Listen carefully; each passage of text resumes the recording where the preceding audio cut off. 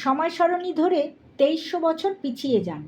ভাবুন সেই সময়ের কথা যখন ফিঙ্গারপ্রিন্টিং অথবা ফরেনসিক সায়েন্স উন্নত হয়নি।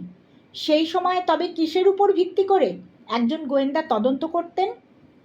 যেখানে সত্যান্বেষীর একমাত্র অস্ত্র হবে তার চিন্তাশক্তি এবং সব গল্পে রহস্য সমাধানের সমস্ত সূত্র পাঠকের সামনে থাকবে। গোয়েন্দার সঙ্গে সঙ্গে পাঠকরাও মস্তিষ্ক লাগিয়ে চেষ্টা করবে রহস্য সমাধানের। ইতিহাসের সবচেয়ে বুদ্ধিমান ব্যক্তিকে সহজেই এই গোয়েন্দা চরিত্রে মানিয়ে যায়। আচার্য, বিষ্ণুগুপ্ত, চাণক্য বা কৌটিল্য, তার চেয়ে যোগ্য ব্যক্তি আর কেই বা হতে পারে? সবার কাছে অনুরোধ যে এই গল্পটা ঐতিহাসিক কাহিনী মনে না করে গোয়েন্দা কাহিনী হিসেবেই শুনবেন। আজ তোমাদের শোনাচ্ছি অভিজ্ঞান গাঙ্গুলির লেখা শলাক শাস্ত্র। পাটলিপুত্র, সম্রাট চন্দ্রগুপ্তর রাজসভা। রাজপুরুষ, মন্ত্রীগণ এবং সাধারণ নাগরিকদের সমাগম সভাঘর জুড়ে। রত্নখচিত সিংহাসনে বসে আছেন স্বয়ং সম্রাট চন্দ্রগুপ্ত মৌর্য। নাগরিকদের আর্জি তিনি মন দিয়ে শুনছেন। হঠাৎই গম্ভীর মুখে এক সৈনিক প্রবেশ করল, নতমস্তকে সম্রাটকে অভিবাদন জানালো। সম্রাটের জয় হোক। ইশারায় সম্রাট তাকে কথা বলার অনুমতি দিলেন। সৈনিক বললে, পাটলিপুত্রের পশ্চিম দ্বারে এক ব্রাহ্মণ সহ আরও 2 ব্যক্তি আপনার দর্শন প্রার্থী। ওরা নিজেদের উত্তর পশ্চিমের গান্ধারের রাজদূত হিসেবে পরিচয় দিয়েছেন। গান্ধারের নাম শুনেই রাজসভায় চাঞ্চল্য দেখা দেয়, কারণ গান্ধার যে গত কয়েক বছর ধরেই মৌর্য সাম্রাজ্যের অংশ হতে অস্বীকার করে এসেছে তা সবাই জানে। কয়েক বছর আগে মৌর্য সাম্রাজ্য স্থাপনের সময় থেকে গান্ধার মগধের বিরোধিতা করে এসেছে। এর প্রধান কারণ গান্ধার রাজ অম্বির সঙ্গে চন্দ্রগুপ্তের পুরানো শত্রুতা। কিন্তু মগধ ক্রমেই ক্ষমতা বৃদ্ধি করেছে এবং ধীরে ধীরে রাজনৈতিক চাপও সৃষ্টি করেছে গান্ধারের ওপর।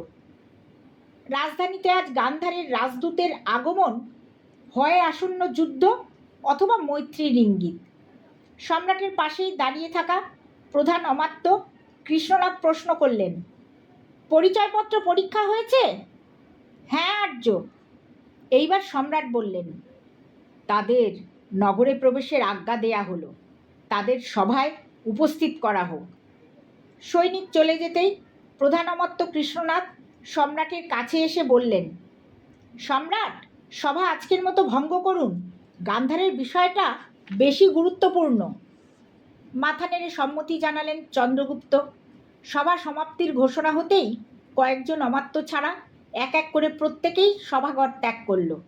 প্রধান অমাত্য কৃষ্ণনাথ উত্তেজিতভাবে প্রশ্ন করলেন, সম্রাট, আপনার কি ধারণা? কি সংবাদ বয়ে নিয়ে এসেছে দূত? গান্ধার কি আমাদের বশ্যতা স্বীকার করবে, নাকি আমাদের বিরুদ্ধে যুদ্ধ করতে চলেছে? একটু ভেবে সম্রাট উত্তর দিলেন, অম্বি নিজে এক নীচ পিতৃহন্তা এবং কাপুরুষ। দূত পাঠিয়ে যুদ্ধ ঘোষণা সে করবে না। অম্বি আক্রমণ করলে তা অবশ্যই করবে আচমকা, রাতের অন্ধকারে। তবে মগধের সঙ্গে যুদ্ধে যাওয়ার ক্ষমতা তার নেই। অতএব দূত যুদ্ধ ঘোষণা করতে আসছে না এ বিষয়ে আমি প্রায় নিশ্চিত। তার মানে নিশ্চয়ই আমাদের কূটনৈতিক চাপের কাছেই নতি স্বীকার করতে চায়। এটা কিন্তু পরম সুখবর সম্রাট। খানিকক্ষণ চিন্তা করে সম্রাট বললেন, দেখাই যাক। তবে অম্বি নিজের হঠকারিতা ত্যাগ করে এত তাড়াতাড়ি আমার কাছে হার মেনে নেবে সেটাও বিশ্বাস হয় না। গান্ধার রাজ অম্বি মূর্খ, কিন্তু তার প্রধান অমাত্য অতি ধূর্ত ব্যক্তি। একই সঙ্গে তিনি অম্বির গুরুও বটে। লোকে তাকে মহাভারতের গান্ধার পুত্র শকুনির সঙ্গে তুলনা করে এবং তাকে অমাত্য শকুনি বলে ডাকে। তবে আপনি কি এটা তারই কোনো নতুন ষড়যন্ত্র বলে সন্দেহ করছেন? না, পাটলিপুত্রতে এসে বিশেষ কিছুই তার করার সামর্থ্য নেই। তবে অম্বি আমায় যতটা ঘৃণা করে তার আচার্য শকুনি আচার্য চাণক্যকে ততটাই ঘৃণা করে। সেই কারণে সাবধান থাকাই শ্রেয়। আর একজন সভাসদ প্রশ্ন করলেন, সম্রাট মার্জনা করবেন, কিন্তু একটা প্রশ্ন আছে, আপনি বরাবরই গান্ধারকে মগধ সাম্রাজ্যের অন্তর্গত করতে এত তৎপর কেন? মৃদু হেসে চন্দ্রগুপ্ত উত্তর দিলেন, কারণ তক্ষশিলা বিশ্ববিদ্যালয় গান্ধারে অবস্থিত। আপনারা সকলেই জানেন এই বিশ্ববিদ্যালয় আমার এবং আচার্য চাণক্যর কাছে কতটা গুরুত্বপূর্ণ। একসময় আচার্য নিজে সেখানে অধ্যাপনা করেছেন এবং আমি নিজে তার ছাত্র ছিলাম। তক্ষশিলাতে অখণ্ড আর্যাবত্যর স্বপ্নের সূত্রপাত সেখান থেকেই হয়েছিল। আর তাছাড়া গান্ধার হলো এই দেশের সীমান্ত প্রদেশ। অম্বির মতো অপদার্থ শাসকের হাতে তা সুরক্ষিত নয়, আর সীমান্ত সুরক্ষিত না হলে এই দেশও সুরক্ষিত নয়। সম্রাটের যুক্তিতে সকলেই সম্মতি জানালো। কিছুক্ষণ বাদেই রাজসভায় দুজন সৈনিক প্রবেশ করল এবং তাদের সঙ্গে এক ব্রাহ্মণ ও দুজন ভৃত্যস্থানীয় ব্যক্তি। ব্রাহ্মণ নত হয়ে সম্রাট ও উপস্থিত সকলকে প্রণাম জানালেন, হাসি মুখে বললেন, ধন্য আমি সম্পূর্ণ আর্যাবত্যর সম্রাট বীর চন্দ্রগুপ্ত মৌর্যর সাক্ষাৎ পেয়ে।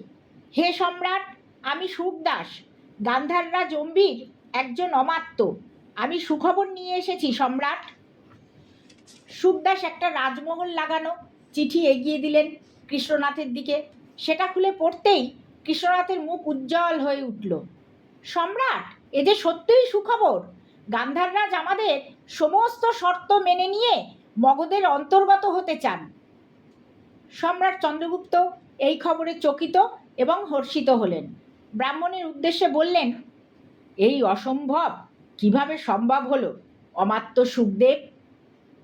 সম্রাট, সত্যি বলতে মহারাজ আর প্রধান অমাত্যর এই হঠাৎ হৃদয় পরিবর্তনে আমি নিজেও বিস্মিত।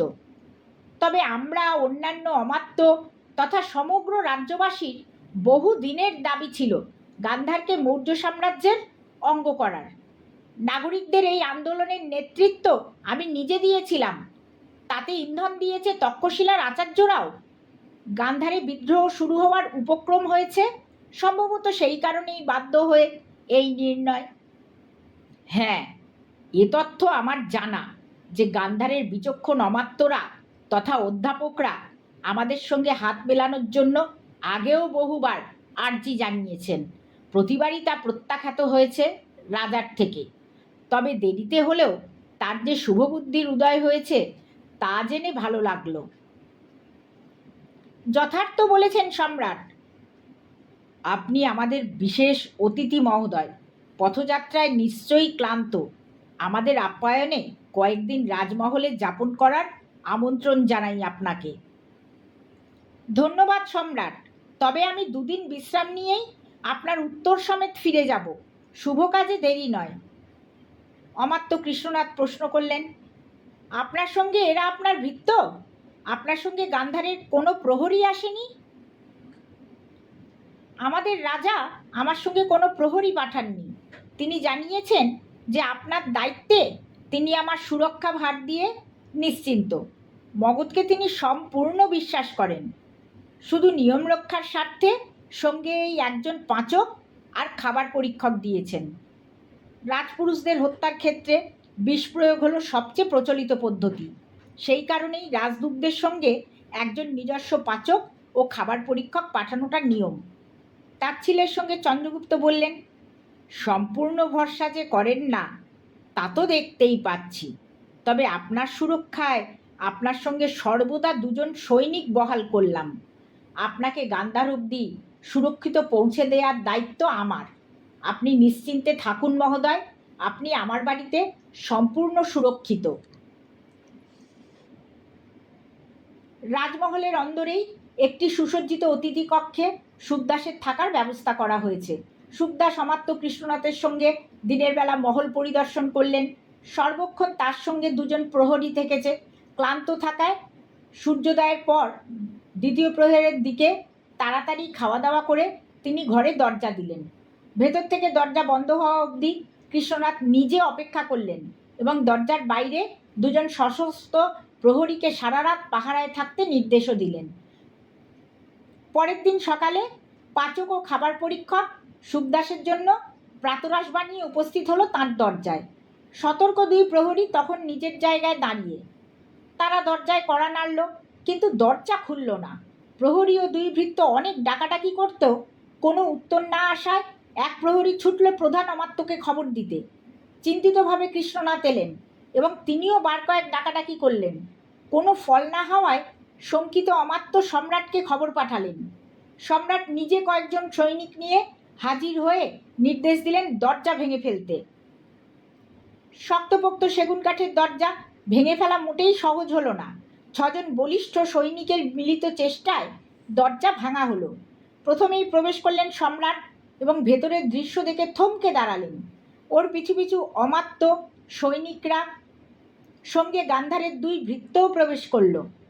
কিন্তু প্রত্যেকেই স্তম্ভিত হয়ে দাঁড়িয়ে পড়লেন, কারণ ঘরের মেঝেতে ভূপাতিত হয়ে নিশ্চল হয়ে পড়ে আছেন সুখদাস, চোখ খোলা এবং তাতে বিস্ফারিত দৃষ্টি। সম্রাটের ইশারায় একজন সৈনিক এগিয়ে গিয়ে ব্রাহ্মণের নাকে হাত রাখল এবং হৃদস্পন্দন পরীক্ষা করল। মাথা নাড়িয়ে জানালো যে ব্রাহ্মণ মৃত। প্রাণহীন দেহটার দিকে সম্রাট চন্দ্রগুপ্ত কিছুক্ষণ চেয়ে থাকলেন। চরম বিপদ আসতে চলেছে। শত্রু দেশের রাজদূতের মৃত্যু হয়েছে, তার নিজের রাজমহলে হত্যা করা হয়েছে তাকে। কিন্তু কিভাবে তা সম্ভব? কর্তব্য ঠিক করতে মাত্র কয়েক মুহূর্ত সময় লাগলো ওর। এই বিপদের মুহূর্তে ওর শুধু একজনেরই মুখ মনে আসছে। হ্যাঁ, একমাত্র তিনিই পারেন এই রহস্য সমাধান করতে।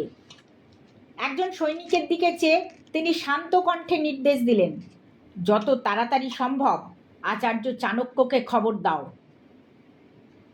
নিজের ঘরে একাকী বসে আছেন সম্রাট চন্দ্রগুপ্ত।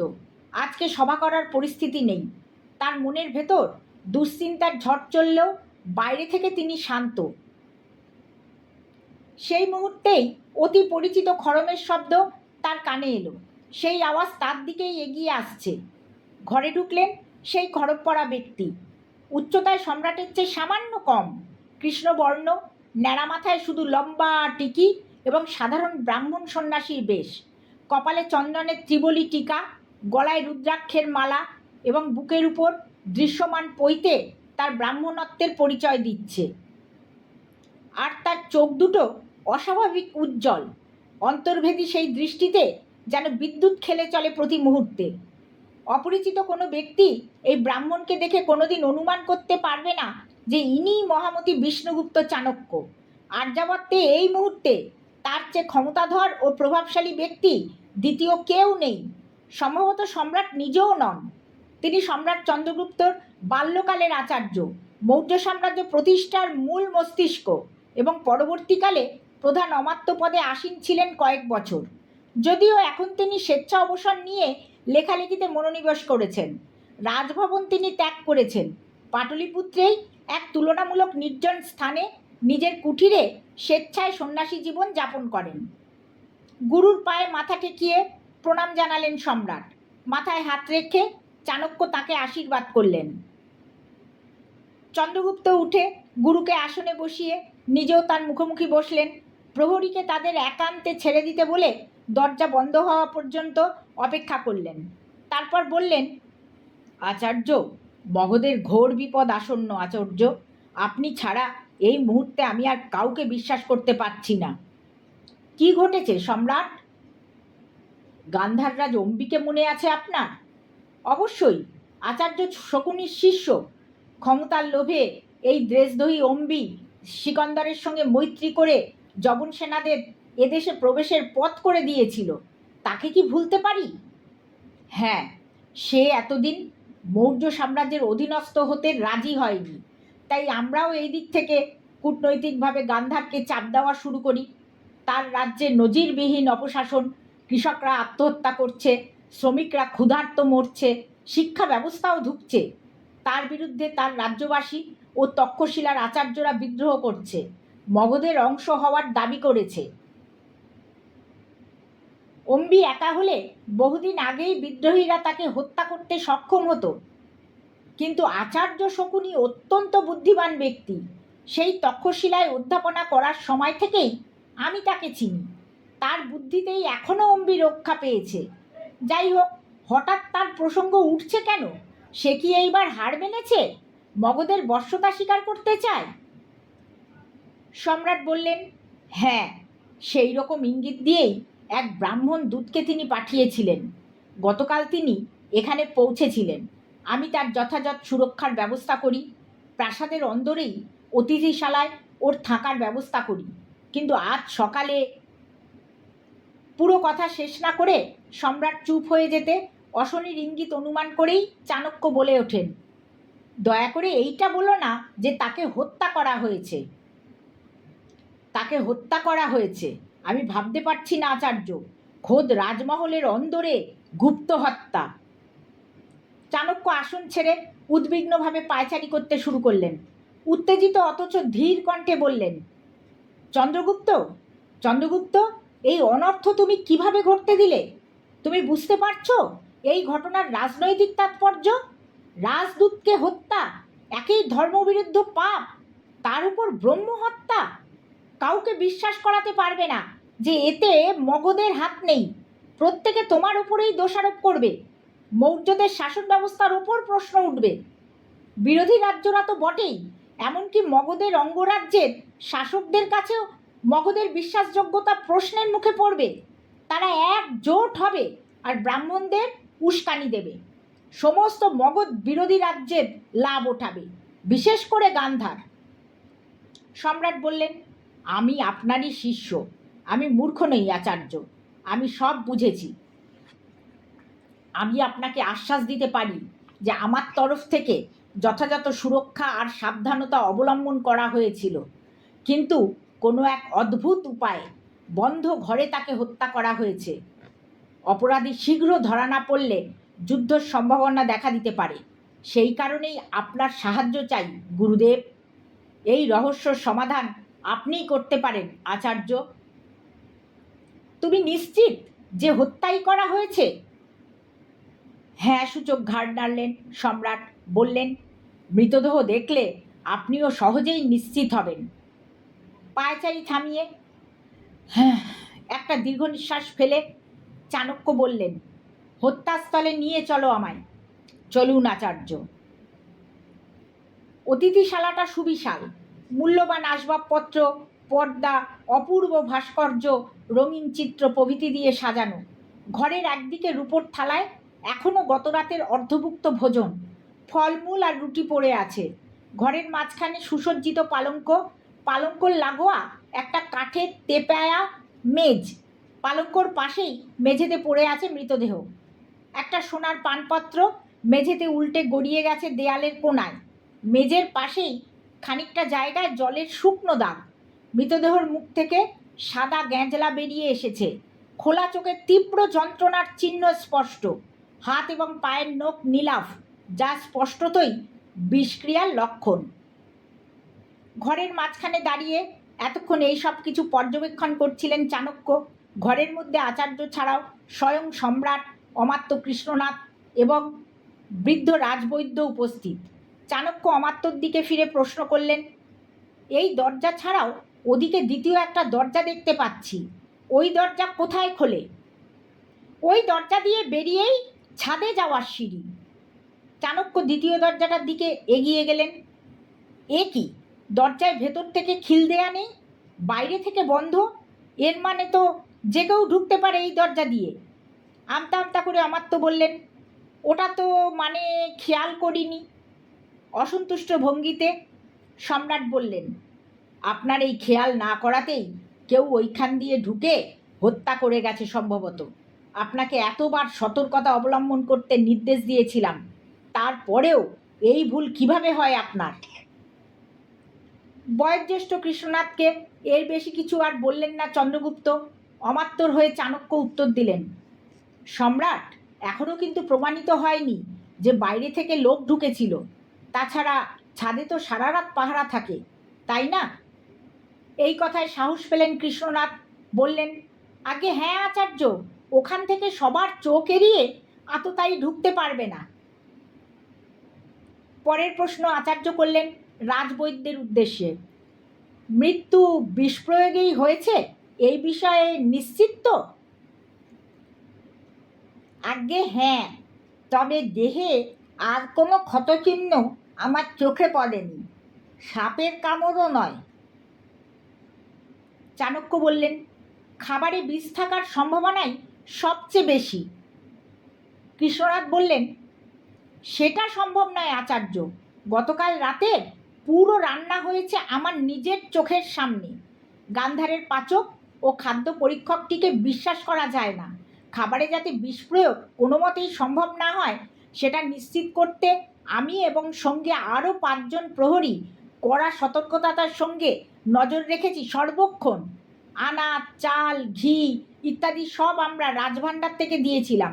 শুধু তা রান্না করেছে গান্ধারের পাচক। সেই প্রতিটা খাবার সুখদাস মুখে তোলার আগে গান্ধারের নিজস্ব খাবার পরীক্ষক আমাদের সামনে তা প্রথমে খেয়ে দেখেছে। সেই ব্যক্তির ভেতর কোনো রকম বিষক্রিয়ার লক্ষণ দেখা দেয়নি। চাণক্য বললেন, বিষাক্ত চাল ফোটানোর সময় অস্বাভাবিক ময়ূর নীলাভ ধোঁয়া বের হয়। সবজিতে বা ফলে বিষ থাকলে তার রঙের সামান্য হলেও পরিবর্তন আসে, শুকনো হয়ে যায়। দইতে কালো রং এবং মধুতে সাদা রং দেখা দেয়। এগুলো সবই সম্রাটের নিজস্ব পাচক জানেন। তিনি কি উপস্থিত ছিলেন কালকে রান্নার সময়? সম্মতিসূচক মাথা নাড়লেন মহা অমাত্য। বললেন, হ্যাঁ আচার্য, আমি সেই ব্যবস্থাও করেছিলাম। সমস্ত রান্না রাজপাচকের উপস্থিতিতেই রেঁধেছে গান্ধারের পাচক। চাণক্য এগিয়ে গিয়ে থালায় সাজানো অভুক্ত খাবারের সামনে গিয়ে দাঁড়ালেন। প্রশ্ন করলেন, এগুলো এখনও রাখা কেন এখানে? রাতে সরানো হয়নি কেন? কৃষ্ণনাথ উত্তর দিলেন, এই দায়িত্ব গান্ধারের 2 ভৃত্যের ছিল, তাদের গাফিলতি। যে চারপায়াটার ওপর খাবার রাখা আছে তার কাছের জানলার পর্দা সরিয়ে দিলেন আচার্য। রোদ্দুর এসে থালায় পড়ল। ঝুঁকে পড়ে থালা বাসন পরীক্ষা করলেন। বললেন, ভালোই হয়েছে এগুলো না সরিয়ে। একবার পরীক্ষা করে নিশ্চিত হয়ে নেবেন এতে বিষ আছে কি না। বিষ বাসনেও থাকতে পারে। ধাতুতে বিষ থাকলে তার উপর পড়া আলোকরশ্মি কম প্রতিফলিত হয়, কারণ বিষাক্ত ধাতু তার জৌলুস হারায়। এক্ষেত্রে সেরকম কিছু তো আপাতত নজরে পড়ছে না। বিষক্রিয়ার উপর আরও কিছু বলতে যাচ্ছিলেন চাণক্য, কিন্তু থেমে গেলেন। জানলা দিয়ে ভেতরে ঢোকা রোদ্দুর মেঝের ওপর কোনো একটা ছোট বস্তুর উপর এসে পড়েছে। সেটার থেকে প্রতিফলিত আলো চাণক্যর চোখে লাগলো। ভ্রু কুঁচকে এগিয়ে গেলেন পালঙ্কর দিকে। নিচু হয়ে সাবধানে মেঝে থেকে কিছু একটা তুলে নিলেন তিনি। একটা সরু শলাকা, অনেকটা কাপড় সেলাই করতে যেমন সুই ব্যবহার হয় সেই রকম, তবে দৈর্ঘ্যে সামান্য বেশি। সেটা নিজের চোখের সামনে ধরে নিজের মনেই প্রশ্ন করলেন তিনি, এটা কি? চন্দ্রগুপ্ত এগিয়ে এসে সেটা দেখলেন। বললেন, সুই বা ছোট শলাকা জাতীয় কিছু মনে হচ্ছে, কিন্তু এর সূচালো দিকে কালচে যে জিনিসটা লেগে আছে সেটা তো শুকিয়ে যাওয়ার রক্ত মনে হচ্ছে। ভালো করে দেখো, এটার সূচালো দিকের রং অন্য দিকের চেয়ে সামান্য আলাদাও বটে। বাকিরাও এগিয়ে এসে দেখল সত্যিই তাই, একটা সুই। তবে সেটা অবশ্য সেলাইয়ের কাজে ব্যবহারের জন্য নয়, কারণ এটার অন্য মাথায় সুতো পরানোর জায়গা নেই। কৃষ্ণনাথের দিকে চাণক্য বললেন, পাখিশাল থেকে একটা কাকুরা পাখি নিয়ে আসতে বলুন এখনই।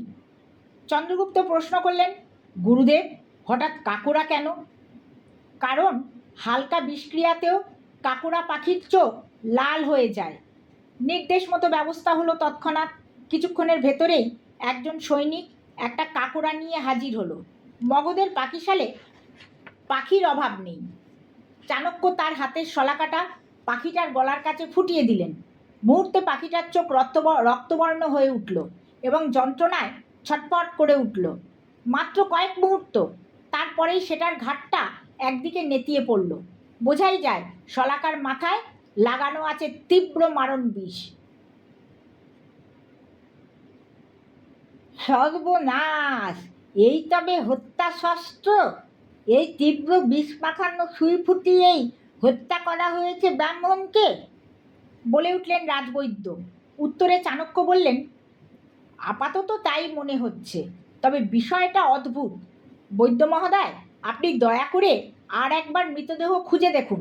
সুই ফোটানোর দাগ চোখে পড়লেও পড়তে পারে, তবে আমি এখনো খাবারে বিষ থাকার সম্ভাবনা নস্যাৎ করে দিচ্ছি না। মহামাত্য মহোদয়, ওই অভুক্ত খাবারগুলো তো বোধহয় এখনো পরীক্ষা করে দেখা হয়নি। আগে না আচার্য, কাল রাতেই খাদ্য পরীক্ষক খেয়ে দেখেছে, তাই উত্তর দিলেন অমাত্য কৃষ্ণনাথ। চাণক্য বললেন, আপনি এখনই একটা পাখি আনার ব্যবস্থা করুন। খাবারটা আরও একবার আমি নিজে পরীক্ষা করে নিশ্চিত হতে চাই। কিন্তু আচার্য, এই শলাকাটা যখন পাওয়া গেছে তখন আর খাবার পরীক্ষা করার প্রয়োজন আছে কি? হয়তো নেই, তবু সব ধরনের সম্ভাবনা খতিয়ে দেখে নেওয়া উচিত। বিশেষ করে খাবারগুলো ইতিমধ্যে ফেলে না দেওয়ায় সে সুযোগ যখন আমরা পাচ্ছি, সঙ্গে পানীয় জলও পরীক্ষা করতে হবে। একটু বাদেই এক সৈনিক আর একটা কাকড়া এনে হাজির করলো। চাণক্য সেটাকে নিয়ে থালা রাখা মেজটার দিকে এগিয়ে গেলেন।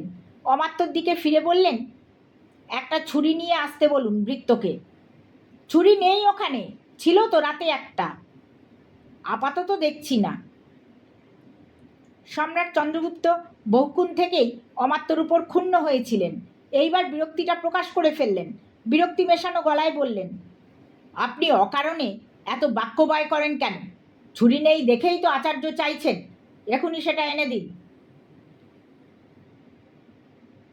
একটা ছুরি হাতে ঘরে ঢুকলেন কৃষ্ণনাথ। ধন্যবাদ দিয়ে চাণক্য সেটা নিলেন। রুটির ডান দিক থেকে খাওয়া হয়েছে। আচার্য উল্টো দিক থেকে ছোট্ট একটা টুকরো কেটে ছুঁড়ে দিলেন পাখিটার দিকে। তার চোখের রঙে কোনো পরিবর্তন আসে কি না লক্ষ্য করলেন, কিন্তু কোনো পরিবর্তন দেখা গেল না। এরপর একে একে বাকি খাবার এবং ফলগুলো অল্প অল্প টুকরো কেটে চাণক্য পাখিটার দিকে এগিয়ে দিলেন। সবশেষে পানীয় জলের কলসি থেকে সামান্য জলও দেয়া হলো। সকলে অধীরভাবে প্রতীক্ষা করছিলেন যে প্রাণীটির মধ্যে বিষক্রিয়ার কোনো ইঙ্গিত দেখা যায় কি না। ইতিমধ্যে একটা পাখির প্রাণ গেছে। আশঙ্কা ছিল যে বিষ পরীক্ষা করতে আরও একটা নিরীহ প্রাণীর প্রাণ যায়, কিন্তু বেশ কিছুক্ষণ সময় পার হয়ে গেল, সেরকম কিছুই হলো না। চাণক্য শেষে দীর্ঘশ্বাস ছেড়ে তাকে ফিরিয়ে নিয়ে যাওয়ার আদেশ দিলেন। তবে এক ভৃত্যকে আজ সূর্যাস্ত অবধি নজর রাখতে বললেন এই পাখিটার উপর।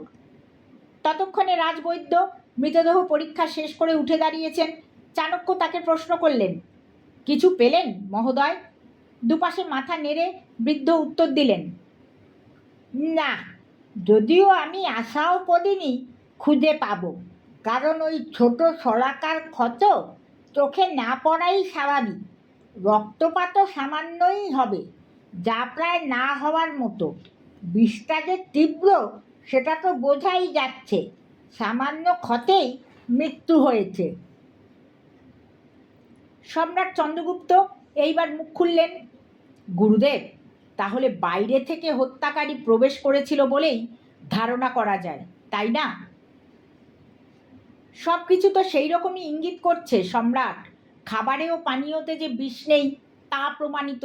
এর ফলে গান্ধারের পাচক এবং খাদ্য পরীক্ষককে সন্দেহ করারও অবকাশ থাকে না।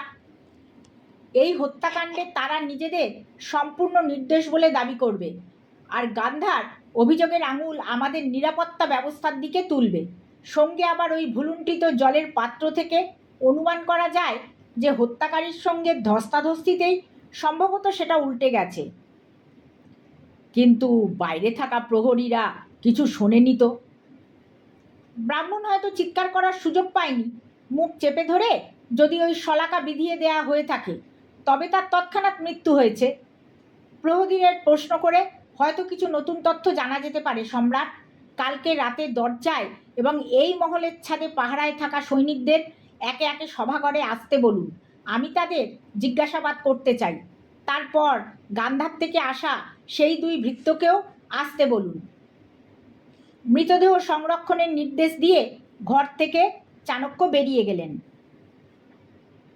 সভাঘরে এই মুহূর্তে চাণক্য, চন্দ্রগুপ্ত, মহা অমাত্য এবং রাজবৈদ্য ছাড়া আর কেউ নেই। অমাত্য চাণক্যর নির্দেশ মতো জিজ্ঞাসাবাদের জন্যে সন্দেহভাজনদের হাজির করছেন। সভায় প্রবেশ করল দুই সৈনিক। কৃষ্ণনাথ তাদের দিকে ইঙ্গিত করে বললেন, অতিথিদের ঘরের দরজার বাইরে গতকাল রাতে পাহারায় ছিল যে দুই সৈনিক, দুজন সৈনিক সভাঘরে ঢুকেই সবার আগে সম্রাট আর চাণক্যকে প্রণাম করল। তাদের অভিবাদন গ্রহণ করে চাণক্য সরাসরি প্রশ্নে চলে গেলেন। তোমাদের নাম? আমি সিদ্ধান্তক এবং আমার সঙ্গী কৃষাণ। কত বছর হলো বাহিনীতে কাজ করছো? একজন বললে, আমার 5 হলো আচার্য। 3 বছর আগে ভালো কাজের জন্য আমায় রাজমহলের প্রহরী নিযুক্ত করা হয়। আর তুমি? দ্বিতীয়জন বললে, আমার 4 বছর হলো। আমি গত বছরই রাজমহলে নিযুক্ত হয়েছি। সম্ভবত তোমরাই কাল রাতে ব্রাহ্মণ সুখদাসকে শেষবার দেখেছিলে। হ্যাঁ আচার্য। শেষ কখন দেখেছিলে? রাতে খাওয়া দাওয়ার পর উনি যখন দরজা দেন সেই সময়, সন্ধ্যের দিকেই, রাত 2য় প্রহর শুরুর ঘণ্টা বাজার আগেই। আমাদের সামনেই উনি দরজা বন্ধ করে ভেতর থেকে তাতে খিল দেন। আর রাতে একবারও উনি দরজা খোলেননি বা তোমাদের ডাকেননি? দুজনেই জানালো, না আচার্য। কেউ কি ওর সঙ্গে দেখা করতে এসেছিল? না আচার্য। কিভাবে নিশ্চিত হচ্ছ? রাতে তোমরা একবারও পাহারা ছেড়ে যাওনি, এটা তো সম্ভব নয়। কৃষাণ নামের সৈনিকটি গর্বিত ভঙ্গিতে বলল, না আচার্য, আমি বা আমার সঙ্গী দুজন একসঙ্গে কখনোই পাহারা ছেড়ে যাইনি। যখন ও গেছে তখন আমি থেকেছি, আর যখন আমি গেছি তখন আমার সঙ্গী থেকেছে। এর অর্থ কিন্তু এটাও হতে পারে যে একজনের অনুপস্থিতিতে অন্যজন ঘরে ঢুকে থাকতে পারে। তোমাদের দুজনের যে কেউই পাহারায় থাকাকালীন ঘরে ঢুকে থাকতে পারো, আবার অন্যজন ফিরে আসার আগেই কার্যসিদ্ধি করে বেরিয়েও আসতে পারো।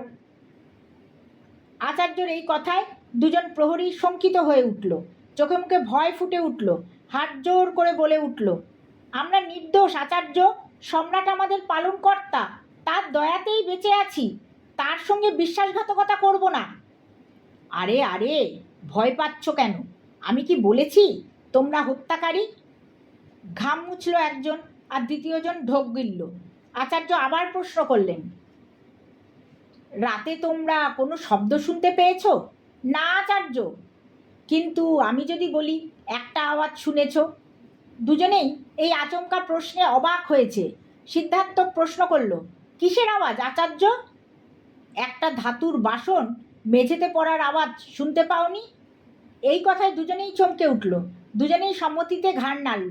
সিদ্ধার্থ বলল, হ্যাঁ হ্যাঁ, ঠিক বলেছেন আচার্য, এই রকম একটা শব্দ আমরা দুজনেই শুনেছি বটে। কখন সেটা শুনেছ? ঠিক সময়টা বলতে পারো? পারি আচার্য। আমরা ওই আওয়াজ শোনার কিছুক্ষণ পরেই রাত 3য় প্রহর শুরু হওয়ার ঘণ্টা বেজে ওঠে বাইরে থেকে। বেশ, তোমরা আসতে পারো। প্রণাম জানিয়ে দুজন সৈনিক বেরিয়ে গেল। চাণক্য নিজের মনেই ভাবলেন, প্রহরী দুজনেই কিছুটা ভীত, আশঙ্কিত। এটা কি অপরাধীর মনের ইঙ্গিত? না মনে হয়। স্বয়ং সম্রাটের উপস্থিতিতে তারা কিছুটা ঘাবড়ে গিয়েছিল বলেই মনে হয়েছে ওর। চাণক্য বললেন, বৈদ্য মহাদয়, ওই জলের পাত্র যে সময় মাটিতে পড়ে যায় অনুমান করা যেতে পারে সেই সময়ে আততায়ী হত্যা করে। মৃত্যুর সময় সম্পর্কে আপনার কি অভিমত? সময়ের হিসেব ঠিকই আছে আচার্য। আমি সকালে যখন মৃতদেহ পরীক্ষা করি সেই সময়ে মৃতদেহ সবেই কঠিন হওয়া শুরু হয়েছে। তার থেকে আমার অনুমান রাতের 2য় প্রহর শেষে বা 3য় প্রহর শুরুর দিকেই মৃত্যু ঘটেছে।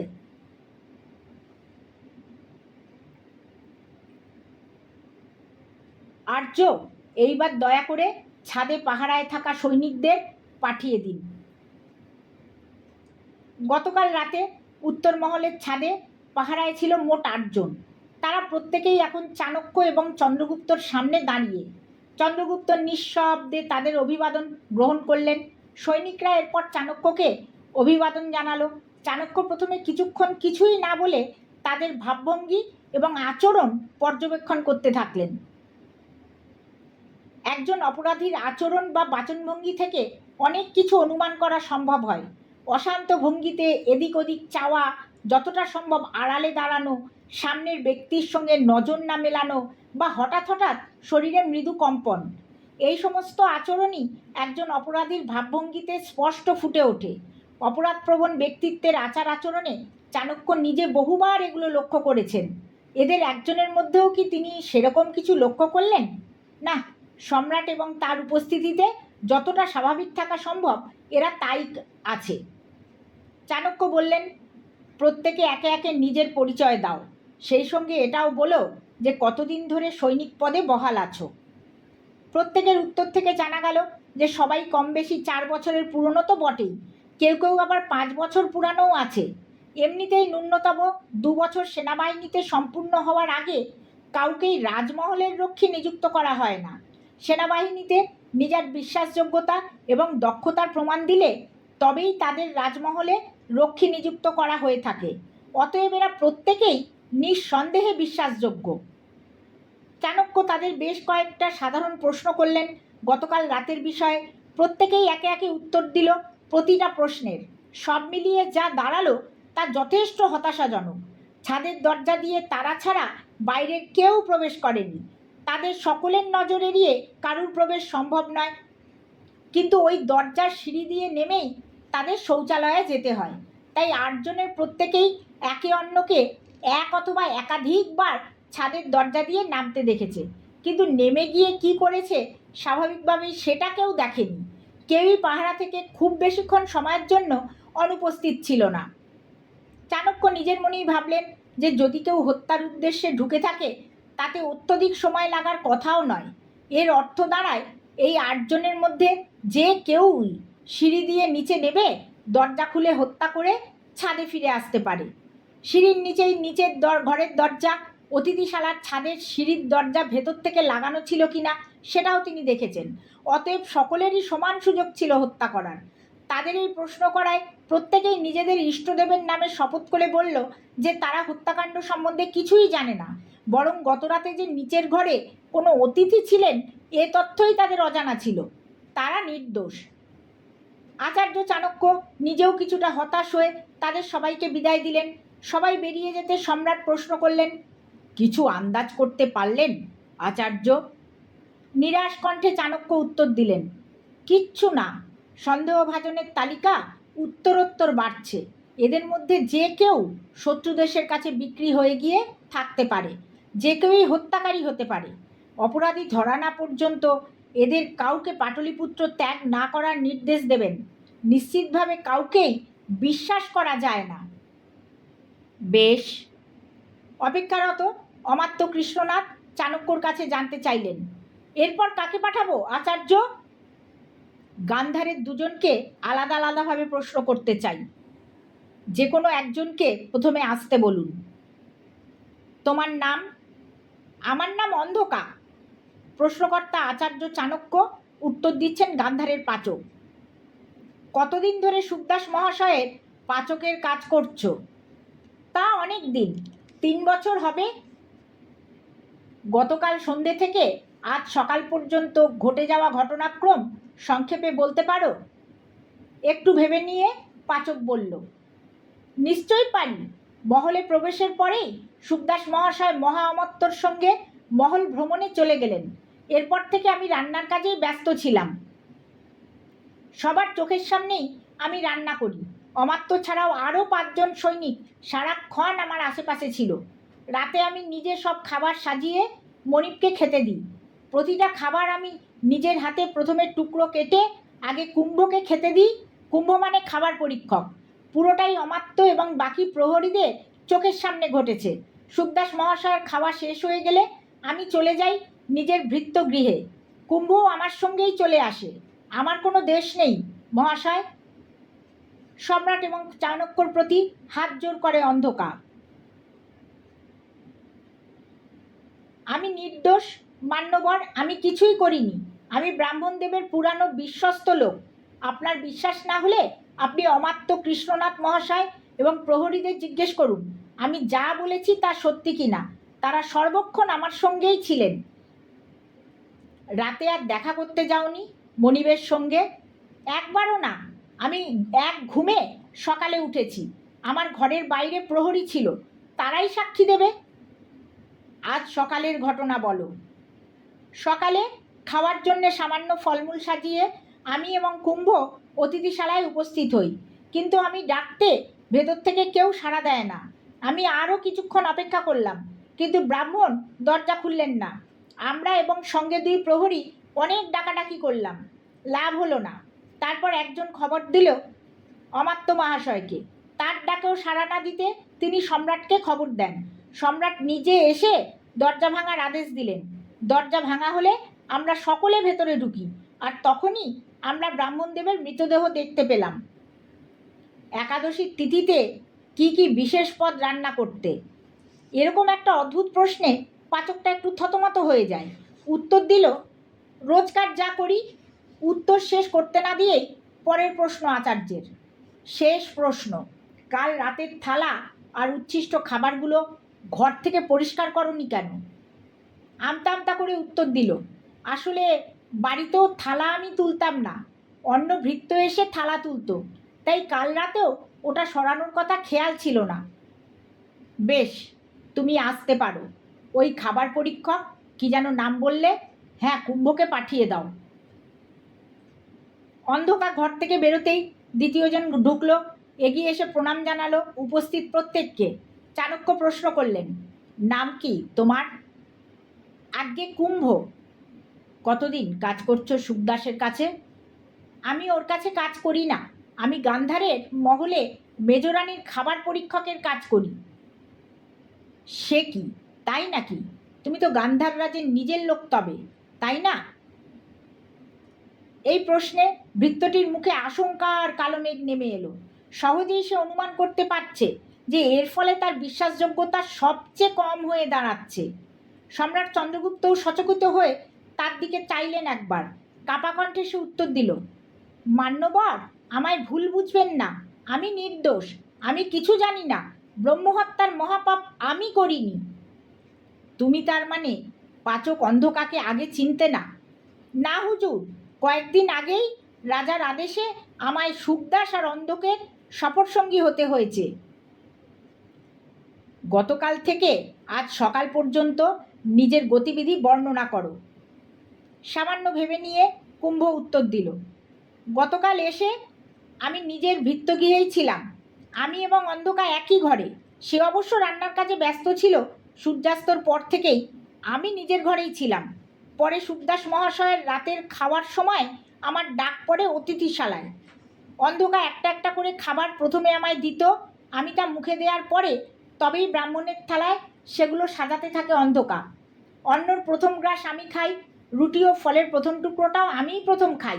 প্রতিটা খাবার পরীক্ষা হয়ে গেলে তবেই ব্রাহ্মণ খাওয়া শুরু করেন। এরপর আমরা দুজনই একসঙ্গে ঘরে ফিরে আসি। অন্ধকা ঘুমিয়ে পড়ে। আমার অবশ্য ঘুম কিছুটা দেরিতে আসে। এরপর আজ সকালে অন্ধকার সঙ্গেই আমি প্রাতরাশ নিয়ে যাই অতিথিশালায়। গিয়ে দেখলাম দরজা ভেতর থেকে বন্ধ। আমরা সকলেই অনেক ডাকাডাকি করলাম। অমাত্য মহাশয় এবং সম্রাট এলেন। অনেক ডাকাডাকিতেও সাড়া না পেয়ে সম্রাট দরজা ভাঙতে বলেন প্রহরীদের। দরজা ভাঙার পর আমরা ভেতরে ঢুকি। দেখলাম, উফ, সে বড় ভয়ঙ্কর দৃশ্য। আচ্ছা, হাফুস ফল খেয়েছো কখনো? আচার্য চাণক্যর এহেন সম্পূর্ণ আচমকা এবং উদ্ভট প্রশ্নে লোকটা ভ্যাবাচাকা খেয়ে যায়। সামনে নিয়ে বলে, হাফুস মানে আপুস আম? আগে হ্যাঁ মহাশয়, 2 বার খেয়েছি। কেমন খেতে? কোথায় খেয়েছো? আগে সে আম বড়ই সুস্বাদু, মধুর মতো মিষ্টি, এবং বাতাসে তার সুগন্ধ দূর থেকে পাওয়া যায়। গান্ধারের রাজমহলে খাবার পরীক্ষকের কাজ করার সুযোগেই 2-1 টুকরো খেতে পেয়েছি। তার স্বাদ এখনও মুখে লেগে আছে মহাশয়। বেশ বেশ, তুমি আসতে পারো। উপস্থিত সকলকে প্রণাম করে লোকটা বেরিয়ে গেল। চাণক্য মুখ ফেরালেন সভায় উপস্থিত বাকি 3 জনের দিকে। সম্রাট চন্দ্রগুপ্ত চিন্তিত মুখে অন্যদিকে চেয়ে ভাবছেন কিছু, কিন্তু অমাত্য কৃষ্ণনাথ এবং বৃদ্ধ রাজবৈদ্য অবাক জিজ্ঞাসু দৃষ্টিতে আচার্যর দিকে চেয়ে আছেন। তাদের দেখে আচার্য স্মিত হেসে বললেন, কি হলো? আমার প্রশ্ন অবান্তর মনে হলো?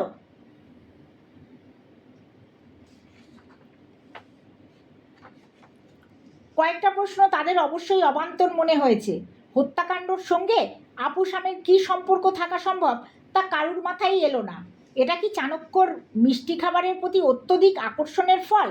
বোধহয় প্রশ্নের মাঝেই ওর মাথায় মিষ্টি আমের চিন্তা চলে এসেছিল, কিন্তু মনে এই কথা ভাবলেও চাণক্যর সামনে মনের ভাব প্রকাশে সাহস তারা দেখালেন না। তাদের মনের ভাব বুঝতে পেরে চাণক্য মনে মনে হাসলেন, বললেন, একটা ছোট্ট পরীক্ষা করছিলাম, বাদ দিন। এইবার আপনাদের কিছু প্রশ্ন করতে চাই, যদি অনুমতি দেন। অবশ্যই। বেশ, বৈদ্য মহাশয়, আপনি হত্যার বিষয়ে আপনার নিজস্ব অভিমত বলুন, অতি সামান্য কোনো তথ্য বাদ দেবেন না। বৃদ্ধ নিজেকে সামান্য গুছিয়ে নিয়ে অনেকটা বৃদ্ধ অধ্যাপকের ভঙ্গিতে বললেন, আমার আর আলাদা করে বলার কিছু নেই। মৃতদেহর হাতের নীলবর্ণ নখ ও মুখ থেকে নির্গত ফেনা থেকে নির্দ্বিধায় সিদ্ধান্তে উপনীত হওয়া যায় যে তীব্র বিষক্রিয়ায় মৃত্যু ঘটেছে। দেহে অন্য কোনো আঘাতের চিহ্নও পাইনি। মৃতদেহ ইতিমধ্যে যতটা কঠিন হয়েছে তার থেকে সহজেই অনুমান করা যায় যে মৃত্যু রাত দ্বিতীয় প্রহরের শেষ থেকে তৃতীয় প্রহরের শুরুর ভেতরেই হয়েছে। শলাকার তীব্র বিষের সামান্য একটা ক্ষতেই মৃত্যু হওয়া সম্ভব। তবে না, আর সেরকম গুরুত্বপূর্ণ কিছু নয়, এই যা। কিছু একটা মনে হয় বলতে গিয়ে থেমে গেলেন মহাশয়। প্রার্থনা করব তার যতই অবান্তর মনে হোক আমাকে বলে ফেলুন। এই মুহূর্তে কোনো তথ্য অবান্তর এবং কোনো তথ্য গুরুত্বপূর্ণ সে বিচারের ভার আমার উপর ছেড়ে দিন। একটু ভেবে বৃদ্ধ বললেন, সেরকম গুরুত্বপূর্ণ কিছু নয়।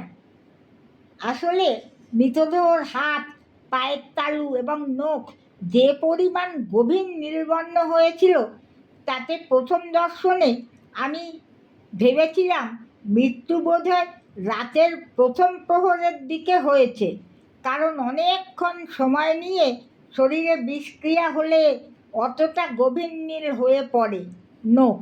তবে দেহ পরীক্ষা করতে গিয়ে সেই ভুল ভাঙে।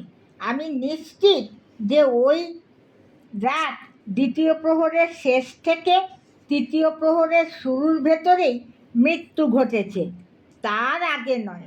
শলাকায় ব্যবহৃত বিষ নিশ্চয়ই কোনো অজানা মারণ বিষ, যা এত কম সময়ে শরীর নীলবর্ণ করতে সক্ষম হয়েছে। চাণক্যর কপালে ভ্রুকুটি দেখা গেল। মেঝের দিকে চেয়ে গভীরভাবে কিছু যেন চিন্তা করছেন। কয়েক মুহূর্ত পর আচার্য নিজেই চিন্তাজাল থেকে বেরিয়ে এলেন। কৃষ্ণনাথের দিকে ফিরে বললেন, কি জানি কি করছিলাম। ও হ্যাঁ, আপনাকে আরেকটু কষ্ট দেব প্রধান অমাত্য মহাশয়। আপনি কাল রাত থেকে ঘটনাগুলো আমায় আরও একবার বলুন। পানপাত্র থেকে খানিকটা জলপান করে গলা ভিজিয়ে নিলেন কৃষ্ণনাথ।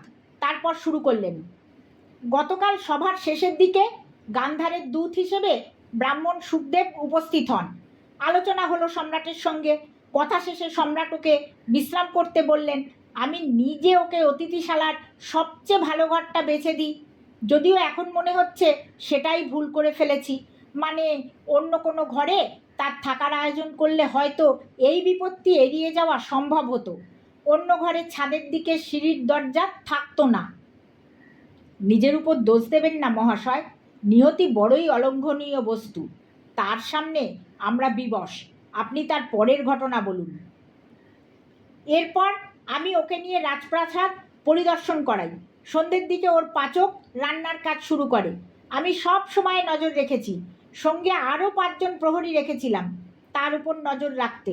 তাদের বিশেষভাবে বলে দিয়েছিলাম খেয়াল রাখতে যাতে খাবারে বিষ জাতীয় কিছু না মেশাতে পারে। সঙ্গে রাজপাচক নিজেও উপস্থিত ছিল, যাতে রান্নার মাঝে কোনো রকম অসঙ্গতি দেখা দিলে তার নজর না এড়িয়ে যায়। আমি তাদের জিজ্ঞেসও করেছি আজকে। প্রত্যেকে নিশ্চিত করে বলেছে যে রান্না হওয়া থেকে ব্রাহ্মণের খাবার খাওয়া পর্যন্ত বিষ মেশানো হয়নি। এরপর প্রথম গ্রাস তথা রুটি ও ফলের প্রথম টুকরো কেটে কেটে পাচক অন্ধকা আমার সামনেই পরীক্ষককে দেয়। খাবার পরীক্ষক কুম্ভ তা উদরস্থ করে। এমনকি পানীয় জল এবং দুধও আগে পরীক্ষককে দিয়ে পরীক্ষা করিয়ে নেওয়া হয়েছিল। খাবারে বিষ নেই তা নিশ্চিত হওয়ার পরেই সুখদাস তা গ্রহণ করেন। ওর খাওয়া শেষ হওয়ার পর তিনি নিজে ভেতর থেকে দরজা বন্ধ করেন সেই অবধি নিজে ওকে আমি জীবিত দেখেছি। পাচক ডান হাতি না বা হাতি? ডান হাতি। কেন বলুন তো? কিছুই না, আপনার পর্যবেক্ষণ ক্ষমতার পরীক্ষা নিলাম। ও যে ডান হাতি তা আমিও লক্ষ্য করেছি। আপনি সেটা লক্ষ্য করেছেন কি না নিশ্চিত হলাম। আমার আর কিছু জিজ্ঞাসা নেই। সম্রাট চন্দ্রগুপ্ত এতক্ষণ মৌন বসেছিলেন সিংহাসনে। এইবার বলে উঠলেন, বেশ, তবে আপনারা একটু একান্তে থাকতে দিন আমায় এবং আচার্যকে। আমাদের কিছু কথা আছে। কৃষ্ণনাথ আর রাজবৈদ্য তাদের দুজনকে প্রণাম জানিয়ে বেরিয়ে গেলেন। তাদের বেরিয়ে যাওয়া অবধি অপেক্ষা করলেন সম্রাট। তারপর বললেন, আচার্য, আমার মনে একটা সন্দেহ এসেছে। বলো, কি সন্দেহ? লোকসম্মুখে চাণক্য শিষ্যকে তার সম্রাট পদের সম্মান দেন, আপনি সম্বোধন করেন, একান্তে তা তুমিতে নেমে আসে সহজেই। চন্দ্রগুপ্ত উৎসাহিত হয়ে বললেন, গুরুদেব, এই গুপ্ত কথাটা বিশেষ কেউ জানে না যে আপনি আমায় বাল্যকাল থেকে সামান্য পরিমাণে বিষ খাইয়ে এসেছেন এবং তা আজও আমি নিয়মিত গ্রহণ করি আপনার নির্দেশ মতো। এত বছর ধরে শরীরে বিষ ঢোকার ফলে আমার শরীরে কোনো রকম মারণ বিষের প্রভাব পড়ে না। কিন্তু আচার্য, এই খাবার পরীক্ষকও সেরকমই তো হতে পারে। হয়তো খাবারে বিষ ছিল, কিন্তু গান্ধার জেনে বুঝেই সেই রকম কোনো ব্যক্তিকে পরীক্ষক করে পাঠিয়েছে যার শরীরে বিষের প্রভাব পড়বে না। আমি বুঝতে পারছি তুমি ওই গান্ধারের ভৃত্য দুটিকেই সন্দেহ করছো। সেটাই স্বাভাবিক, কারণ এই হত্যাকাণ্ডে সবচেয়ে বেশি লাভ গান্ধারের হবে। তারা সোজাসুজি এইবার মৌর্য সাম্রাজ্যের অংশ হতে অস্বীকার করবে। এবার তাদের হাতে যথাযথ কারণও থাকবে। কিন্তু চন্দ্রগুপ্ত, ভুলে যেও না যে ওই খাবারে যে বিষ ছিল না সেটা আমরা নিজেরাই আজ সকালেই দ্বিতীয়বার পরীক্ষা করে দেখেছি। তবুও তোমার যদি সন্দেহ থাকে তবে একটা সামান্য পরীক্ষা করে দেখা যেতেই পারে। কি পরীক্ষা? আচার্য, মৃদু হেসে চাণক্য উত্তর দিলেন, রাজবৈদ্যর সঙ্গে পরামর্শ করে খাবার পরীক্ষক কুম্ভর খাবারে সামান্য পরিমাণ বিষ মিশিয়ে দিতে বলো। খুব অল্প পরিমাণে, যাতে তার কোনো ক্ষতি না হয়, কিন্তু বিষক্রিয়ার উপসর্গগুলো যেন দেখা দেয়। আগামীকাল যদি তার শরীর খারাপ করে তবে তুমি নিশ্চিত হবে যে তার উপর বিষের প্রভাব আছে কি না। চাণক্যর দিকে চেয়ে থাকলেন চন্দ্রগুপ্ত। এহেন উপায় একমাত্র তার গুরুর মস্তিষ্ক থেকেই বেরোনো সম্ভব। চন্দ্রগুপ্তর আরও একবার মনে পড়ল কেন তার গুরুকে সারা আর্যাবর্ত কৌটিল্য নামে ডাকে। আচার্য চাণক্য শিষ্য জীবসিদ্ধিকে হত্যাকাণ্ডের ঘটনাটা শোনাচ্ছিলেন। ঘটনার পর ইতিমধ্যে 2 দিন অতিবাহিত হয়েছে। চাণক্যর প্রিয় 6 ছাত্রের মধ্যে চন্দ্রগুপ্ত জীবসিদ্ধি অন্যতম। নন্দ শাসনের সময় জীবসিদ্ধি চাণক্যর গুপ্তচর হিসেবে এই মগধেই বহাল ছিল। শত্রু শিবিরের সমস্ত গোপন খবর চাণক্য পর্যন্ত পৌঁছে দেওয়ার দুঃসাহসিক গুরুদায়িত্বটা তার উপরেই ছিল। মৌর্য সাম্রাজ্য প্রতিষ্ঠার পরবর্তীকালে চন্দ্রগুপ্তকে সিংহাসনে বসিয়ে চাণক্য কিছুকাল নিজে প্রধানমন্ত্রীর দায়িত্ব পালন করেছিলেন। কয়েক বছর আগে তিনি অমাত্যদের উপর দায়িত্ব দিয়ে নিজে রাজকার্য থেকে অবসর নেন। রাজমহল ছেড়ে অদূরেই এক নিরিবিলি জায়গায় নিজের কুঠিরে সন্ন্যাসীর জীবন কাটানোর সিদ্ধান্ত নেন। আরও একটা কাজে এই মুহূর্তে চাণক্য ব্রতী হয়েছেন। বংশ পরম্পরায় সঞ্চিত জ্ঞান এবং নিজস্ব জীবনে অর্জিত যাবতীয় অনুভব তিনি একত্রিত করে লিপিবদ্ধ করে যেতে চান অর্থশাস্ত্র বইয়ে। অবসরের পর থেকে তিনি লেখালেখিতেই ডুবে থেকেছেন। এই অবসর জীবনে শিষ্য জীবসিদ্ধি তার ছায়াসঙ্গী হয়েছে। চন্দ্রগুপ্তর সভাসদ পদ সে অস্বীকার করে এবং নিজেও ব্রাহ্মণ সন্ন্যাসী বেশ নিয়ে পাটলিপুত্রতেই থেকে গেছে। গত 2 দিনে হত্যাকাণ্ডর কথা ছড়িয়ে পড়েছে সারা দেশে। খোদ সম্রাটের অন্দরমহলে হত্যাকাণ্ড ঘটলে তা ছড়িয়ে পড়ার মতনই ঘটনা বটে। জীবসিদ্ধি সেই খবর পেয়েই ফিরে এসেছে। এতক্ষণ বিশদে পুরো ঘটনাটা শুনছিল আচার্যর কুঠিরে বসে। এই পর্যন্ত শুনে প্রশ্ন করল জীবসিদ্ধি, তারপর খাবার পরীক্ষকের ওপর বিষক্রিয়া পরীক্ষা করিয়েছিলেন সম্রাট, তাতে কি ফল হলো? গতকালই চন্দ্রগুপ্ত চিঠি দিয়ে জানিয়েছে যে কুম্ভর উপর বিষ প্রভাব ফেলেছে। গত 2 দিন আগে সামান্য বিষ তার খাবারে মিশিয়ে দেয়া হয়। পরের দিনই সে অসুস্থ হয়ে পড়ে। বিষক্রিয়ার লক্ষণ স্পষ্ট। বৈদ্যর ওষুধের গুণে গতকালই সে আরোগ্যও লাভ করেছে। এ তো বড়ই গম্ভীর সমস্যা আচার্য। আপনি সমস্যার সমাধান সূত্র পেলেন কিছু? বিষণ্ণ ভঙ্গিতে দীর্ঘশ্বাস ফেলে আচার্য বললেন, যে কোনো রহস্যর সম্পূর্ণ সমাধানের জন্য 3টে প্রশ্নের উত্তর অনুধাবন করতে হয়। কে, কেন এবং কিভাবে। এই হত্যাকাণ্ডে কেনর উত্তর সহজ। রাজদূতকে হত্যার যথেষ্ট কারণ আমাদের শত্রুপক্ষের আছে। এইবার আসা যাক কে। যার উপর আমার প্রবল সন্দেহ, তাকে অভিযুক্ত করার মতো প্রমাণ নেই। যতক্ষণ না কিভাবে হত্যা করা হয়েছে এই প্রশ্নের উত্তর খুঁজে পাচ্ছি, ততক্ষণ হত্যাকারীর অপরাধ প্রমাণ করা সম্ভব নয়। খানিক ভেবে জীবসিদ্ধি বলল, গান্ধার থেকে আসা 2 ব্যক্তির বিরুদ্ধে সত্যিই কোনো কিছু প্রমাণ করা যাচ্ছে না। কিন্তু গুরুদেব, আপনি নিজেই তো জিজ্ঞাসাবাদের সময় দ্বাররক্ষীদের দিকে সন্দেহর ইঙ্গিত দিয়েছেন। একজনের অনুপস্থিতিতে অন্যজন ঢুকে হত্যা করতেই পারে, তাই নয় কি? ওহে জীবসিদ্ধি, সামান্য বুদ্ধি ব্যবহার করো। আমি ওই কথা শুধুমাত্র ওই প্রহরীদের ভয় পাওয়াতে বলেছিলাম। তাদের সামান্য বুদ্ধি থাকলে তারা নিজেরাই প্রমাণ করতে পারত যে এই উপায়ে তাদের পক্ষে হত্যা করা সম্ভব নয়। কেন? পরের দিন দেখা গেছে অতিথিশালার দরজা ভেতর থেকে বন্ধ। যদি প্রহরীদের মধ্যে কেউ হত্যা করেও থাকে, তবুও তার পক্ষে ভেতর থেকে দরজা বন্ধ করাটা অসম্ভব। তাই তো, ঠিক কথা। তবে ছাদের প্রহরীরা, তাদের তো প্রত্যেকেরই সুযোগ ছিল। হ্যাঁ, সম্ভব। তাদের 8 জনের যে কোনো একজনের পক্ষেই হত্যাকারী হওয়া সম্ভব, কিন্তু সেক্ষেত্রে একটা প্রশ্ন থেকে যায়। কী প্রশ্ন আচার্য? যদি ঘরের মধ্যে ঢুকে হত্যা করতে হয়, তবে ওই বিষাক্ত শলাকা কেন? ঘুমন্ত অবস্থায় বুকে ছুরি বসিয়ে বা গলায় তলোয়ার চালালেই হতো। সেটাই অনেক সহজ পদ্ধতি। অকারণ বিষ প্রয়োগের কী প্রয়োজন, তাও আবার ওই শলাকায়? উত্তর জীবসিদ্ধির কাছে নেই। তাকে চিন্তিত দেখে চাণক্য কৌতূহল ছলে বললেন, ভাবো ভাবো, বুদ্ধি ব্যবহার করো। আমিও গত 2 দিন ধরে ভাবছি, কিন্তু যতই ভাবছি ততই জটিল হয়ে যাচ্ছে। এই হত্যাকাণ্ডর সবচেয়ে সমস্যার বিষয় কোনটা জানো? কোনটা?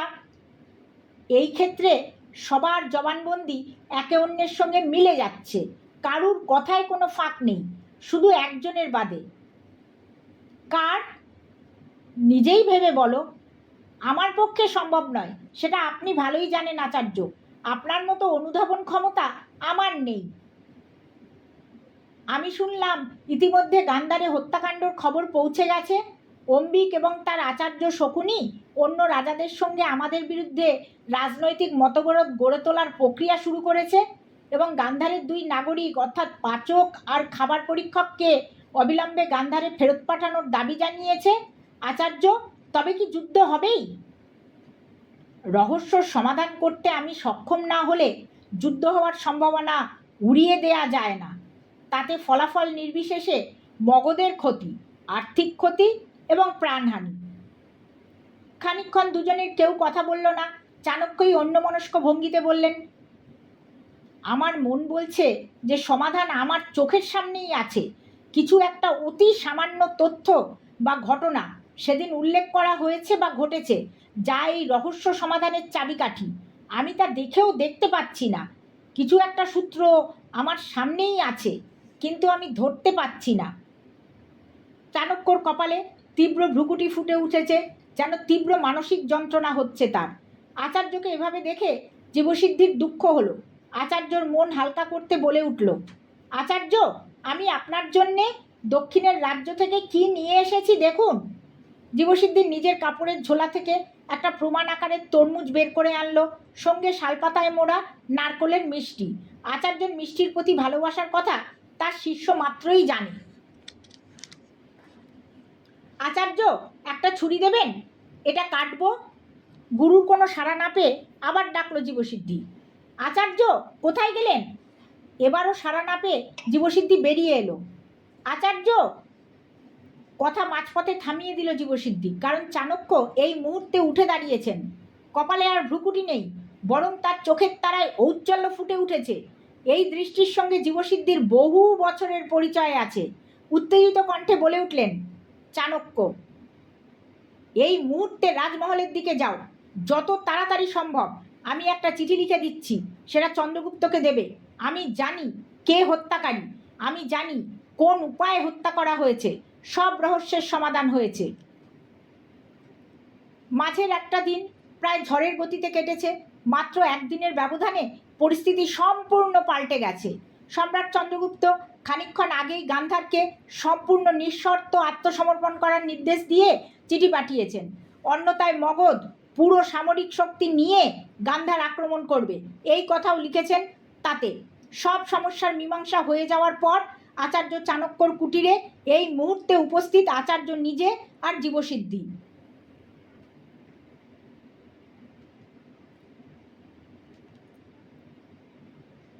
কুটিরের দরজায় এমন সময় আগন্তুক কড়া নাড়ল। চাণক্য বললেন, ভিতরে আসুন সম্রাট, দরজা খোলা আছে। আপাদ মস্তক কাপড়ে ঢেকে বাড়িতে ঢুকলেন চন্দ্রগুপ্ত মৌর্য। দরজা লাগিয়ে গায়ের ঢাকা কাপড় সরিয়ে ফেললেন। প্রথমেই আচার্যর পা ছুঁয়ে প্রণাম করলেন, তারপর জীবসিদ্ধির পাশের আসন গ্রহণ করলেন।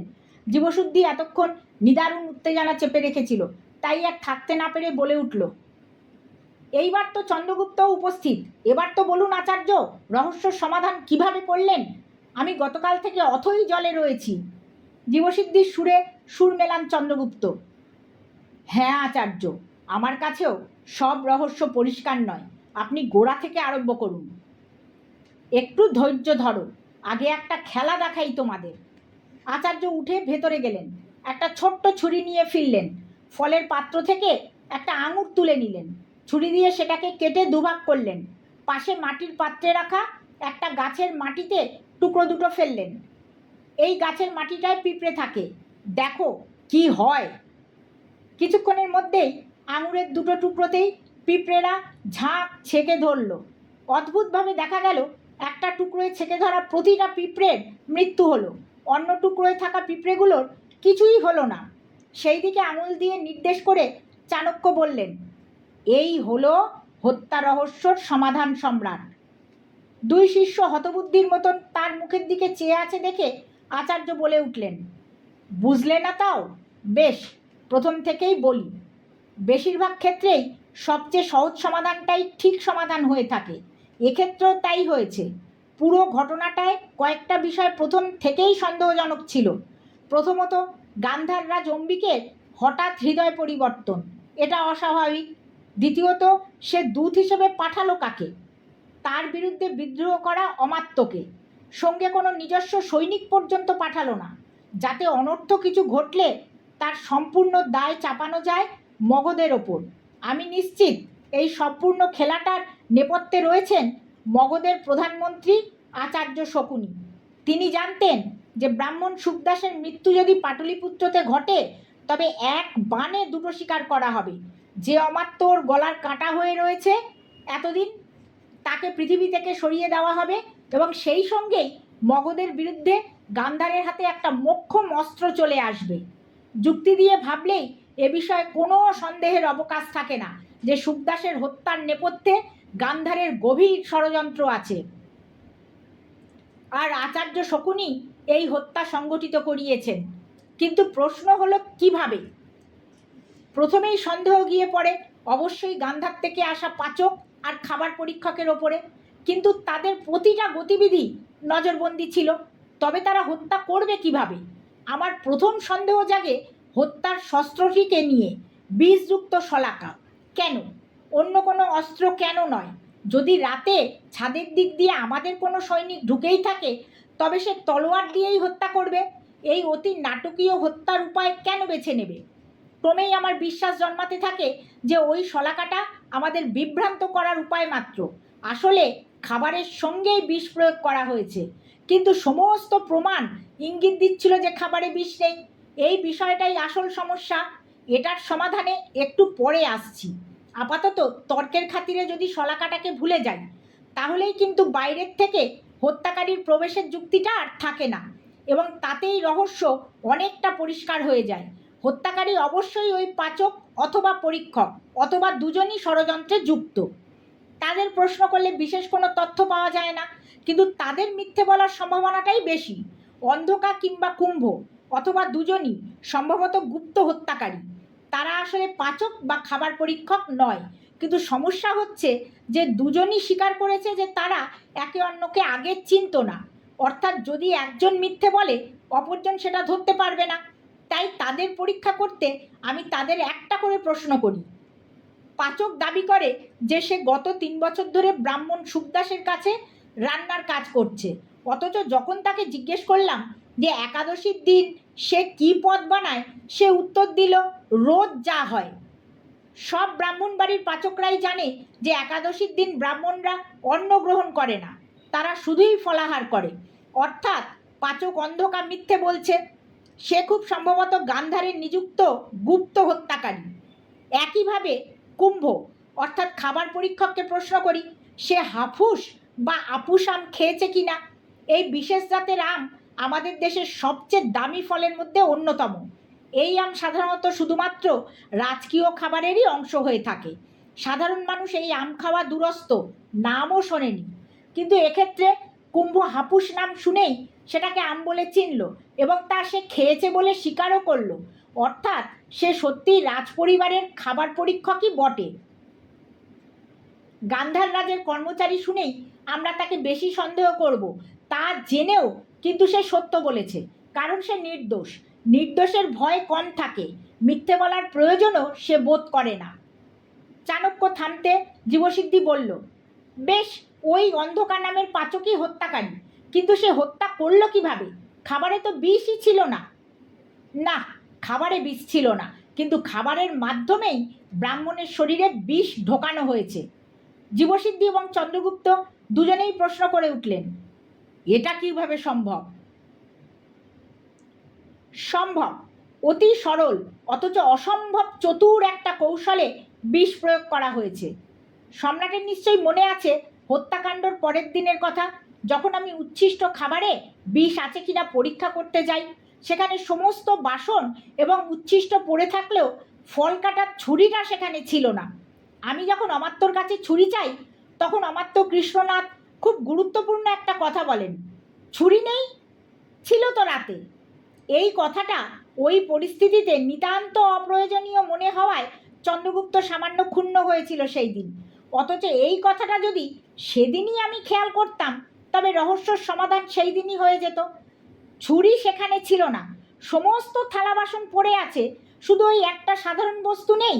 নিশ্চয়ই কেউ সরিয়েছে, কিন্তু কেন? কারণ সেই ছুরিটাই হলো আসল হত্যা শস্ত্র। হত্যা করা হয়েছে ওই ছুরি ব্যবহার করে, অর্থাৎ মৃত্যু হয়েছে বিষ প্রয়োগে।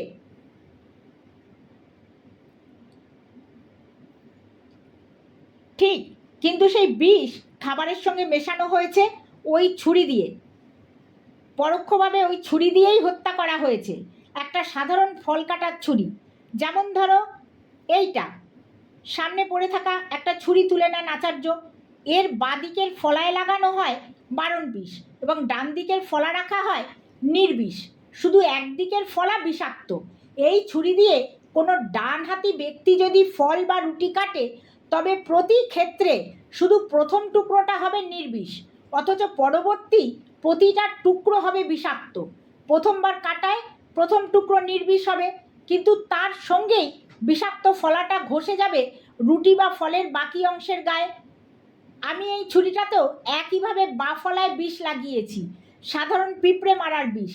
যে কারণে এটা দিয়ে কাটা আঙুরের ডান দিকের ভাগ সাধারণ হলেও অন্য ভাগটা বিষাক্ত।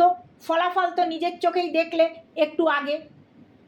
এ তো সাংঘাতিক কৌশল আচার্য। আমি নিশ্চিত এই সম্পূর্ণ ষড়যন্ত্র, এই কৌশল পুরোটা আচার্য শকুনির মস্তিষ্ক প্রসূত। উনি নিজের এই ক্ষুরোধার মস্তিষ্ক জনকল্যাণে ব্যবহার করলে আজ আমরা মিত্র হতাম, কিন্তু উনি নিজেকে আমার প্রতিদ্বন্দ্বী প্রমাণ করতেই বদ্ধপরিকর। সেই তক্ষশিলায় অধ্যাপনার সময় থেকেই আমাদের দুজনের মধ্যে দ্বন্দ্ব। তোমরা দুজনেই সেই সময় আমার ছাত্র ছিলে, তোমাদের নিশ্চয়ই মনে আছে সেই সব কথা। কিছুক্ষণ অতীতের চিন্তায় ডুবে গেলেন চাণক্য, তারপর বললেন, ভেবে দেখো কি অভিনব হত্যা কৌশল। রুটি এবং ফলে প্রথম যে টুকরোগুলো খাদ্য পরীক্ষক খাবে তাতে বিষের চিহ্ন মাত্র থাকবে না, অথচ তারপর থেকে যতবার সেই একই ছুরি দিয়ে রুটি আর ফল কেটে মুখে দিয়েছেন ব্রাহ্মণ, ততবার নিজের অজান্তেই মারণ বিষ ঢুকেছে তার শরীরে। প্রতি গ্রাসের সঙ্গে তার শরীরে বিষের মাত্রা বৃদ্ধি পেয়েছে এবং সেই সঙ্গেই ছুরির ফলা থেকে বিষও উঠে গেছে। অতিথিশালায় দাঁড়িয়ে থাকা আরও অতগুলো মানুষের চোখের সামনে অপরাধ ঘটেছে, অথচ কেউ টেরও পায়নি। উচ্ছিষ্ট খাবারে যদি বিষ থেকেও থাকে তা অতি সামান্য হবে, কারণ প্রতিবার ছুরি দিয়ে এক একটা কাটার সঙ্গেই বিষের পরিমাণ কমে এসেছে। উচ্ছিষ্ট খাবারে আর বিষ না থাকাই স্বাভাবিক। কিন্তু বিষ ব্যবহারের ফলে ছুরিটার একদিকের ফলার রং নিঃসন্দেহে অন্যদিকের চেয়ে আলাদা হয়ে গিয়েছিল, তাই সেটা নজরে পড়ার আগেই পাচক অন্ধকার সরিয়ে ফেলে। হয় সেই রাতেই খাওয়া শেষের পর সেটা সরিয়েছিল, অথবা পরের দিন সকালে যখন দরজা ভেঙে ঘরে ঢোকে সেই সময়। এই সময় অন্ধকার আরও একটা কাজ করে। একটা অন্য মারণ বিষ মাখানো শলাকা সবার অলক্ষ্যে ফেলে দেয় ঘরের মেঝেতে। তাতে লাগা রক্ত সম্ভবত কোনো হতভাগ্য পশুর বা পাখির। সে জানতো ওটা আমরা খুঁজে পাবো, তাহলেই বিভ্রান্ত হয়ে বাইরে থেকে আততায়ী এসেছিল বলে অনুমান করে নেব। খাবারে বিষ থাকার কথা মাথায় আসবে না আর। এই সম্পূর্ণ পরিকল্পনার সবচেয়ে বড় অংশ হলো ক্ষুদ্রাতি ক্ষুদ্র কৌশলগুলো। সেই রাতেই জেনে বুঝেই উচ্ছিষ্ট খাবার সরিয়ে ফেলেনি পাচক। সে চেয়েছিল যেন সকালে আরও একবার খাবারে বিষ আছে কি না সেটা পরীক্ষা হোক, এতে তার ওপর থেকে সন্দেহ পুরোপুরি সরে যাবে। আমিও প্রায় বিভ্রান্ত হয়ে গিয়েছিলাম যদি না গতকাল জীবসিদ্ধি আসতো। আমি আমি কি করলাম? বিস্মিত হয়ে জীবসিদ্ধি প্রশ্ন করল। স্মিত হেসে আচার্য উত্তর দিলেন, তুমি যে তরমুজটা আনলে ওই জন্যই তো আমার মাথায় সমাধান এলো। তুমি তরমুজ কাটার জন্য যেই আমার থেকে ছুরি চাইলে সেই মুহূর্তে আমার ছুরির কথাটা মনে এলো।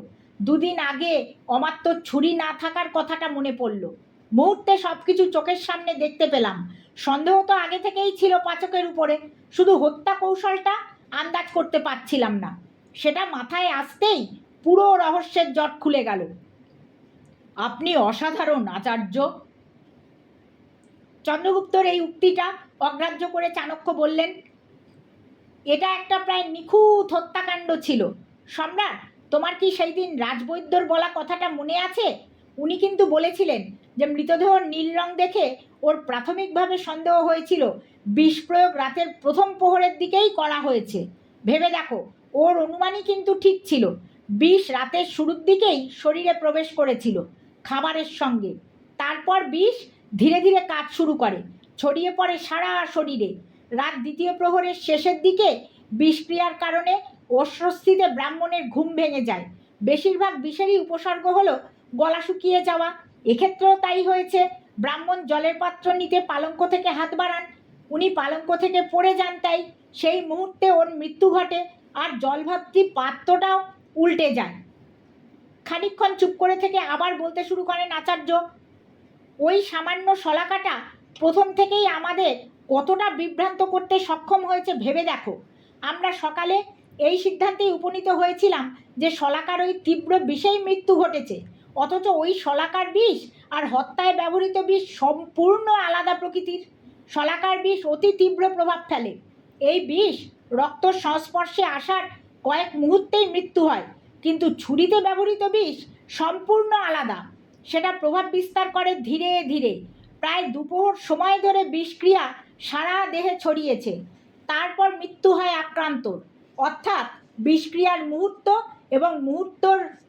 এবং মৃত্যুর মুহূর্তের মাঝে অনেকটা সময়ের ব্যবধান। রাজবৈদ্য নিশ্চিত ছিলেন যে মৃত্যু শেষ রাতের দিকে হয়েছে, তাই ধরেই নেন যে বিষ প্রয়োগ সেই সময়ই করা হয়েছে। এই জায়গাটাই বুঝতে ভুল করে ফেলেছেন তিনি।